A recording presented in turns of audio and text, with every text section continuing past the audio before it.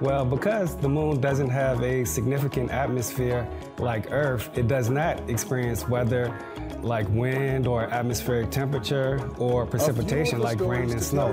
However, the moon does experience what we refer to as space weather. Space weather loosely refers to how changing conditions throughout the solar system, like the varying solar wind, which is composed of charged particles from the sun, and meteoroid streams affect planetary surfaces and volatile cycles. So at the moon, the solar wind and meteoroids have direct access to the surface, and they continuously alter the lunar soil. These same processes can eject gases from the lunar soil and form a very tenuous lunar atmosphere, which we refer to as an exosphere. At Earth, our atmosphere and magnetosphere largely protects us from space weather. However, in the uppermost regions of Earth's atmosphere, it can be a problem for satellite technologies. So, is there weather on the moon? The moon does not experience weather like on Earth related to the atmosphere. However, it does experience space weather, and that'll be very important to forecast as humans return to the moon. So on global scale, sea level is rising really because of our warming climate. There's two main factors causing sea level to change. The first is what we call thermal expansion. So as more heat gets trapped by the atmosphere, a lot of that heat gets absorbed by the ocean. When water warms, it actually expands, and that causes sea level to go up. The other reason the sea level is rising is because of melting ice.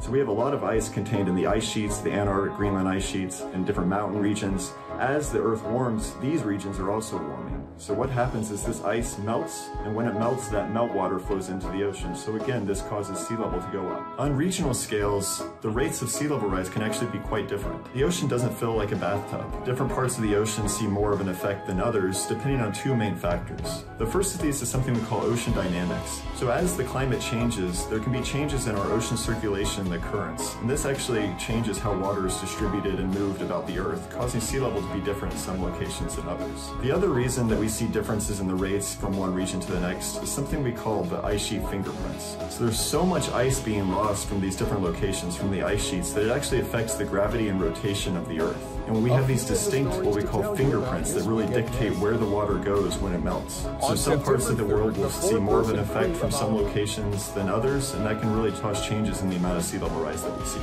In sum, why is sea level rising? Sea level is rising really because of our warming climate.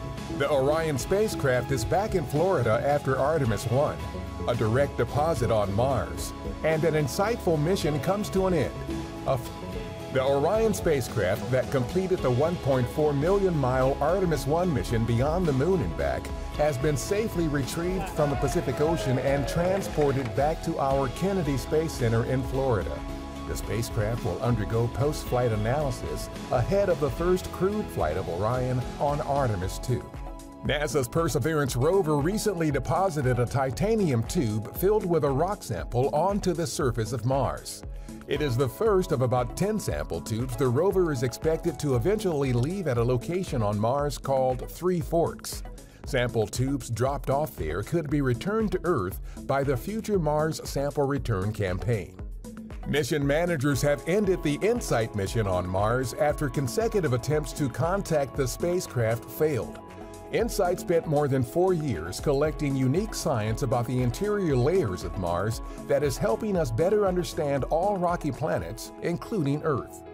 Former NASA astronaut Walter Cunningham passed away on January 3rd. Cunningham flew on the first crewed Apollo flight and later served as chief astronaut for the Skylab program. Walt Cunningham was 90 years old.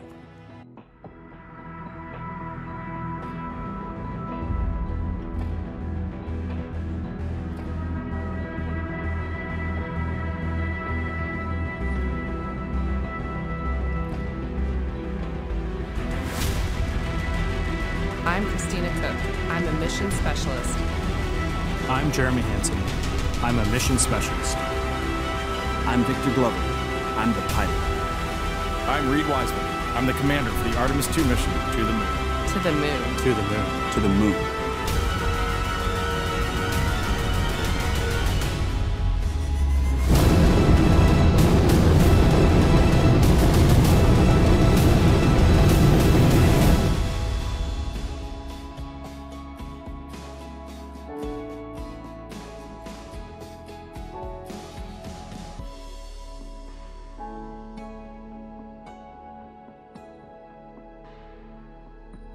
When I was young, I had a poster of the Earthrise picture, the famous picture that was taken on Apollo 8.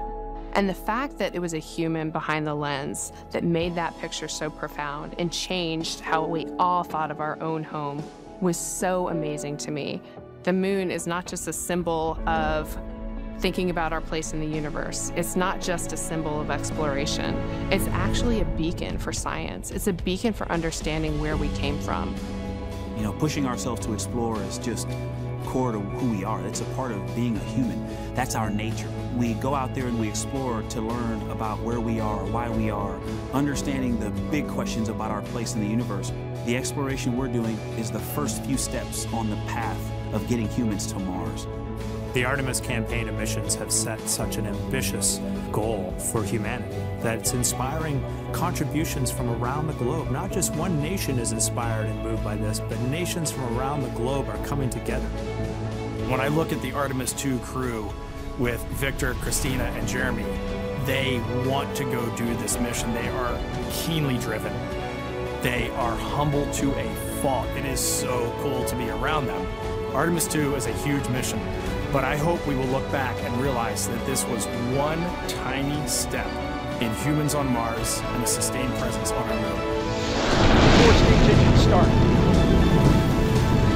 Artemis 2 will be NASA's first crewed flight test of the Space Launch System rocket And Orion spacecraft around the moon. To verify today's capabilities for humans to explore deep space And pave the way for NASA's long-term human and scientific presence. on the lunar surface.